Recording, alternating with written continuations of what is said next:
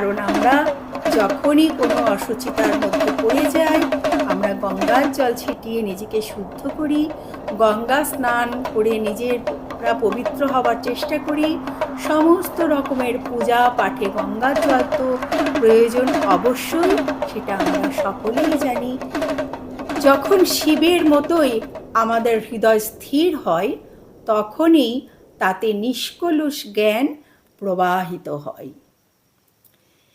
কেহ ধার্মিক কি অধার্মিক পরীক্ষা করিতে হইলে দেখিতে হইবে যে যে ব্যক্তি কত দূর নিঃস্বার্থ।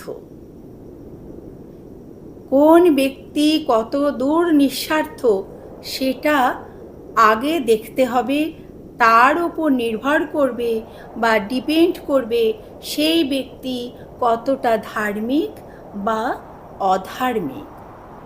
যে অধিক নিঃস্বার্থ সেই অধিক ধার্মিক, সেই শিবের সামীপ্য লাভ করে।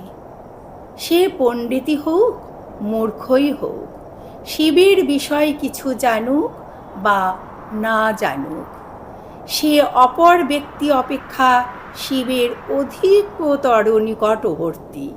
যেমন ব্যাধ কিছু না জেনেই শিবের খুব নিকটবর্তী হয়ে গেছিল। আর যদি কেহ স্বার্থপর হয়, সে যদি পৃথিবীতে যত দেব মন্দির আছে সব দেখিয়া থাকে, সব তীর্থ দর্শন করিয়া থাকে, সে যদি চিতাবাঘের মতো সাজিয়া বসিয়া থাকে, তাহা হইলেও সে শিব হইতে অনেক অবস্থিত, শিবের কাছ থেকে অনেক দূরে সে। তা জেনেই হোক না জেনেই হোক, ধার্মিকতা যদি আমাদের মধ্যে বিরাজমান থাকে, তাহলে আমরা শিবের কাছাকাছি পৌঁছে যাব। অর্থাৎ মোদ্দা কথা হলো, জীবকে সেবা করো, শিব জ্ঞানে জীব সেবা করো।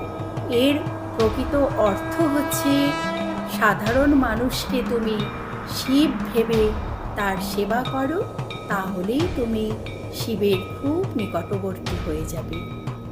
কেমন লাগলো আপনাদের বলুন আমার উপস্থাপনা? আশা করি আপনাদের ভালো লাগবে, কারণ অনেক অজানাকে জানতে আমাদের ভালো লাগে। আমরা পুরাণ কথা সবাই জানি, কিন্তু কখনো স্মৃতি থেকে একটু দূরে চলে যায় সেগুলো। তাই আবার মনে করিয়ে দেওয়ার জন্য আমি এটি তুলে ধরলাম। আসি, ভালো থাকবেন, সুস্থ থাকবেন।